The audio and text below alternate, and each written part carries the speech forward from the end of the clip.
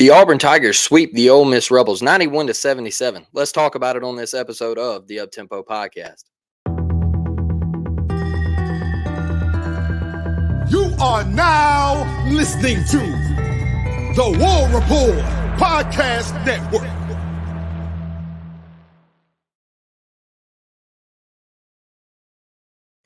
What is up, Auburn family? What is up, Uptempo family? I'm your host, Blake Lane. Unfortunately, my boy Dustin could not be here today. He will be back Tuesday night, 7 p.m. Central Standard Time for our live show. And join us then. If you haven't been in one of those live shows, man, get in there. It's a blast. We have a fun time. It's a vibe, and the chat does a great job with interaction. And Dustin and I just we really get after it and have a fun time. And Tuesday night, I'm sure we'll be talking about some Auburn football and Coach Garrett moving on to the Jacksonville Jaguars. Congratulations to him and his family. Just getting to move up that coaching tree, and it stung a little bit. We've had a lot of success in the offseason, it feels like, but losing him kind of stings, and we kind of see some candidates floating out there to replace him, and we're just going to kind of talk about Coach Hugh Freeze and who he might pinpoint out of those and bring on his staff. So we feel like Coach Hugh Freeze has put together a great staff so far. So hopefully he can continue to do that and Auburn football keep trending in the right direction. So join us Tuesday night. Dustin will be back. But today, let's talk about some Auburn basketball. Man, what a win. What a win. 91-77 on the road with a bounce back second half. I mean, a lot of people in the media were saying that the Auburn Tigers were dead. A lot of people in the media were saying that Auburn couldn't win on the road. A lot of people in the media were saying that Auburn wasn't going to get a quad one win. Couldn't do it. Auburn was dead. Throw them to the fire, folks. They're done. I saw one tweet that said, hey, can we just play the NCAA tournament at Neville Arena? Because we're a different team on the road. Well, thank goodness we don't play the NCAA tournament on the road. Play it at a neutral site. But this Auburn team showed you last night that they can win on the road. They can come from behind.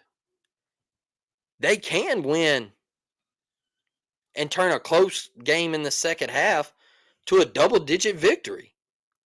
The Auburn Tigers can do that. I think this was a great coaching job by Bruce Pearl and his staff. I think we had a couple of guys struggle in the first half, and they got it together in the second half and had elite performances. I think we had a team leader in CBM step up at half, and I'll talk about that. I didn't think we played bad in the first half.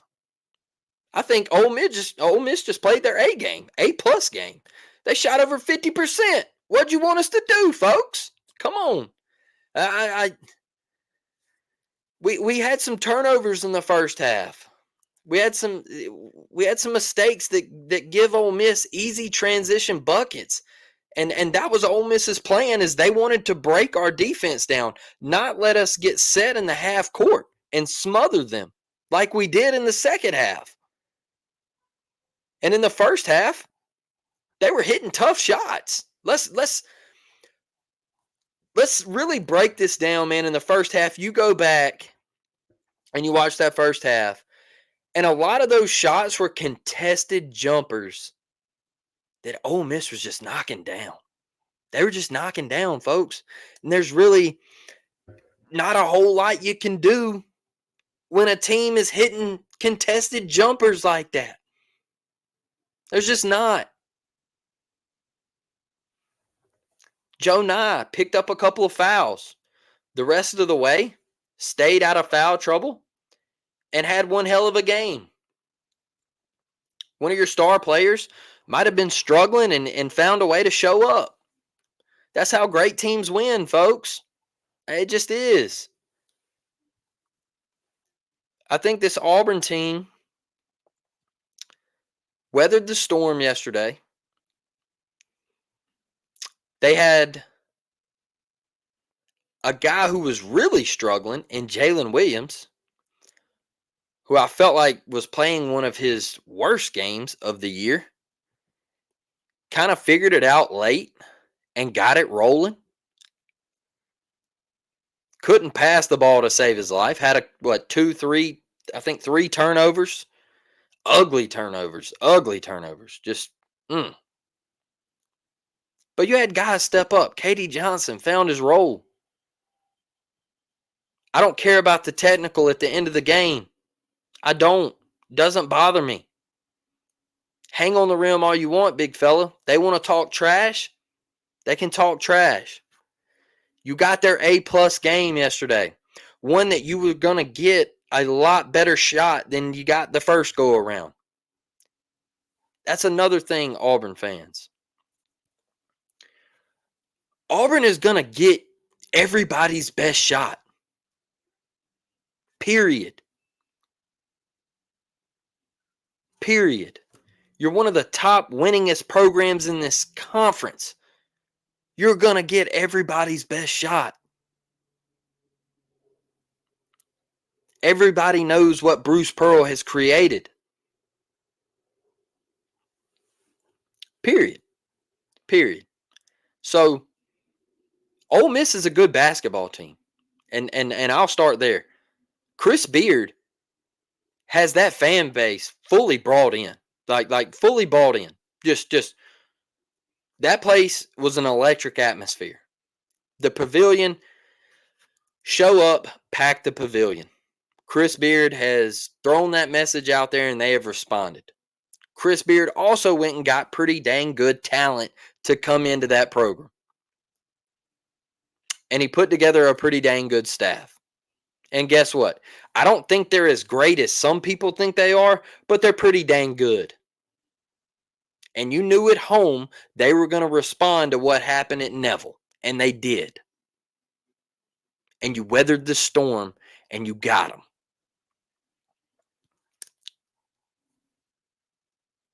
I'll start with this guy because I want to really show this guy some love. He played 27 minutes yesterday, shot 4 of 8 from the field, 2 of 5 from 3, 3 rebounds, 1 assist with 11 points. Denver Jones, folks. Denver Jones has played his ass off on the defensive end of the floor for the Auburn Tigers this year. And Denver Jones hit a shot yesterday that I really think saved Auburn in this basketball game. And I want to see Denver Jones shoot the basketball even more. Shoot it even more, young fella. You've got it. You've got it. Shoot it. Be confident with it. Be confident. I mean, he's got the stroke, folks. Bruce told you. Be patient with him because it's going to come around. Right before half, Denver Jones hit one of the bigger shots in Auburn's season, in my opinion, because you're down 12, under a minute left in the first half, and Denver Jones gets it out on the left wing. He lets it fly, knocks down a 3 ball to cut the lead to 9. So my thing with going on the road, and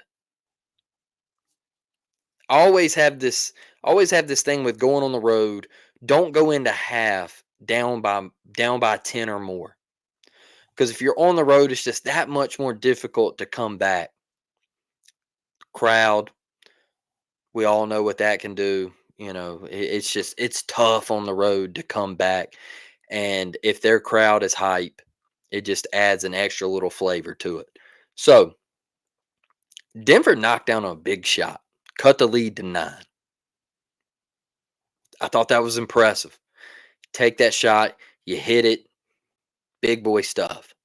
So now you got a little momentum going into the second half. You can get in that locker room, you can make adjustments, all right? You can tell key guys, hey, you need to pick it up. We need to get it together. Jalen Williams, get your act together.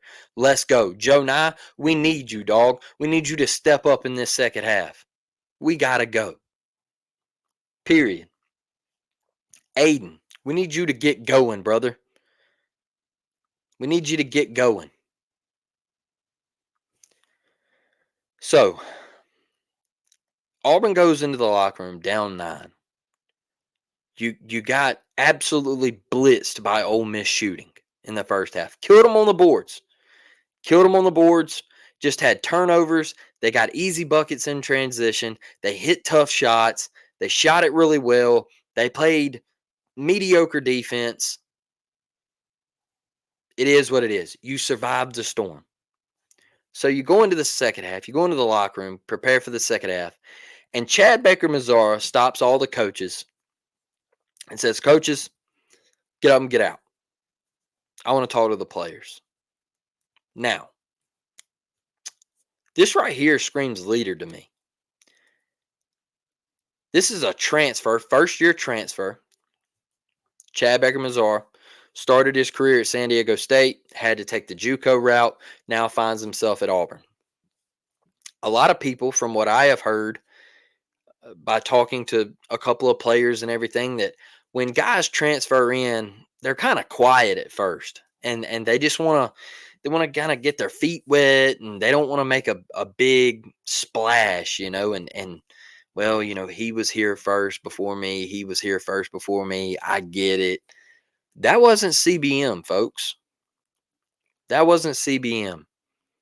Everybody that watches CBM, I have a big point that I like to make with CBM is he accepted a role. Do we all know that CBM is better than Chris Moore? Absolutely we do. We all know that. We're not dumb. Chris Moore knows that. CBM knows that. But CBM is a team leader. CBM has accepted a role as a sixth man to come off the bench and say, "Hey, this is what I need to do for this team to win. So I'm going to do it." And we know he should be starting.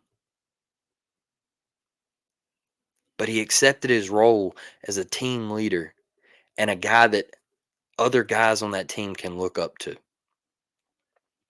Period. And last night during half, hopefully we get to see what everything was said and what it was all about, and hopefully we get that content. But I can tell you this, there wasn't any finger pointing or hollering or anything downing teammates or anything like that going on. It was more of CBM just saying, "Hey, look, we got to go. We got to get it together. This isn't us." Like, a lot of these possessions in the first half where we're dribbling the shot clock down, we're not running sets, and we're just dribbling the play away. We're dribbling the shot clock away. We're wasting possessions. We got to go. We got to get in sets quicker. We got to make things happen. We got to create offense. That's my biggest problem with Auburn at times is I feel like there's a lot of dribbling and no play being ran. And we just give possessions away freely. And sometimes we're up 10, sometimes we're down 10. And I'm just sitting there scratching my head going, "Hey, what are we doing?" The first half in Tuscaloosa, what are we doing? I don't get it. I don't get it.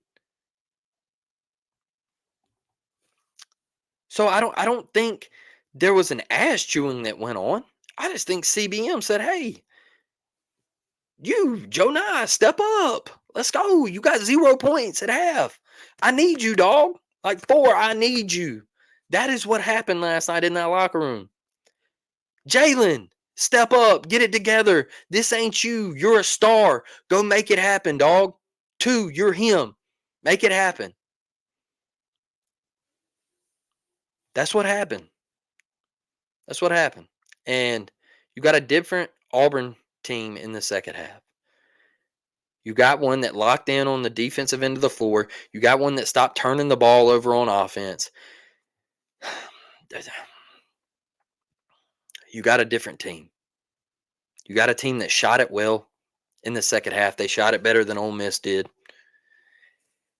and you got a team that started making some bunnies around the basket. I feel like sometimes we can just not hit a bunny, and it's aggravating. It is aggravating. But CBM, man, just talking about him, 26 minutes, 5 of 10 from the floor, 3 of 6 from three, 9 rebounds, 2 assists, 15 points. Just talking about that, man. If you get that off your bench and get a leader like that, I keep sticking to the point of how far Auburn can go, right? And it's because of guys like him. If you get the KD Johnson that you got last night, it's because of guys like him.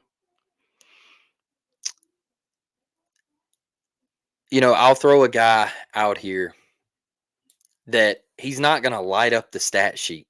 He's not going to give you 20, folks. It's not his game. But I feel like he's one of those guys that's a silent leader on this team as well. Correct me if I'm wrong, but Chaney Johnson is a guy. Like I said, he's not going to dump 20 on you. He's not going to give you, 15 boards, 14 points, and 10 rebounds. It's not going to happen. That triple double's not going to come. But boy, he has turned his game up the past month for Auburn. And I think he's one of those leaders, one of those guys that gets in there and just says, "Hey, man, like, get it together. Like, we got to go. We got to stop being silly with the basketball." I feel like he had 4 points last night. I feel like he hit a big shot in the second half. I believe it was in the second half that kind of got us going. Um, Trey, I feel like Trey had a solid night. Um, like I said, Jalen later on in the game, I feel like he kind of got it together. Denver, obviously, I spoke on him. I think he played really well. And Johni in the second half, we gotta stop with the Johni slander. All right, with in the first half or whatever, whenever you want to do it, we got to stop. Whoever's out there making the tweets, we got to stop. The he's a force. He's a dog. The transition from last year to this year with the footwork and the moves, and he hit Buddy with a spin move last night. I mean, the shoulders rock, baby, put you to sleep. Give me that bucket off glass. I said, hey, that's an NBA move right there. That's an NBA move. Johni also showing you that he's now starting to step away from the basket, not the three ball down. If Johni can shoot the ball from the outside, Johni can play in the NBA. That's the biggest thing with me in the NBA is you got to be able to shoot the ball from the perimeter. If you can't shoot in the NBA, you're not going to last long. Period. And I feel like Johni has been an absolute dog down in the paint. Yeah, he gets mistreated sometimes, but that's basketball, folks. That's just sometimes, man. People are going to have your number, and I feel like Johni always responds. Second half, Johni's always got somebody. And last night he had Ole Miss in a bag.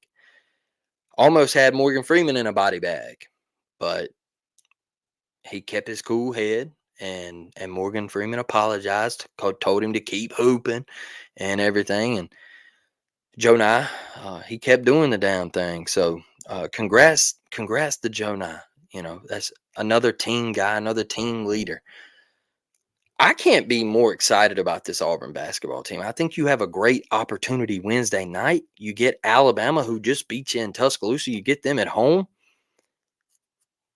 You got to win that basketball game. You got to. Must win for Bruce and the boys. Must win. Not for tournament talk, but must win for your program. A must win for Bruce Pearl. You can't have people sitting here saying that you're 3-7 against Nate Oates. Can't have it. Can't have it. It just can't be done. You got to win the game. You got to step up Wednesday night and win the game. So, do I think Alabama can come in and beat Auburn in Neville. Yeah, they can. They can. The way Sears is playing and Grant Nelson has slowly been kind of he's been getting it together. I'm not going to say he's playing great, but he's somewhat getting there. I feel like they can, but I feel like Auburn gets their get back. And I feel like Auburn has a night in Neville Arena. And if you can beat Alabama, then you stack two quad wins back to back together, and people are back on the bandwagon. So there's opportunity here. This Ole Miss win not might not get a lot of national attention, and everybody, oh man, that's what a big win. It was a big win. It was a big win. Period. I don't care how you want to cut it. You beat the Flanagans. You swept them. That happened. I hate it. Still love Alan Flanagan, but when we get in between them lines, it's all business, and he got. So Auburn successful, 91-77, did a lot of things that a lot of people said you couldn't do. So very excited about this basketball team. Very excited about the opportunity ahead. Tough schedule coming up. Like we talked last episode, Dustin and I, you just kind of want to find a way to win more than you lose in that stretch, because we're going to lose basketball games, folks. It's just going to happen. We're going to drop a couple on the road coming up. You got to go to Knoxville, to Athens. You get South Carolina at home. I think that's really big, not having to go up there and play them at their place. But you got to win basketball games coming down the stretch if you want to compete in this conference and you want to get that bye in the SEC tournament. We always seem to struggle early on in that tournament. So big time coming for Auburn basketball. Big opportunities ahead. Great win for Auburn basketball to sweep Ole Miss. We knew what that atmosphere was going to be like, and these guys handled it quite well. So proud of them, proud of Bruce, proud of this coaching staff. Guys, join us Tuesday night, 7 p.m., like I mentioned at the beginning. Go watch the live interviews on that episode that I dropped yesterday. Jalen Simpson and all the talk that we had. Just go check it out. Like the video, share it, subscribe to the channel. We greatly appreciate each and every one of you. And with that, we'll get out of here and see you Tuesday night. War Damn Eagle.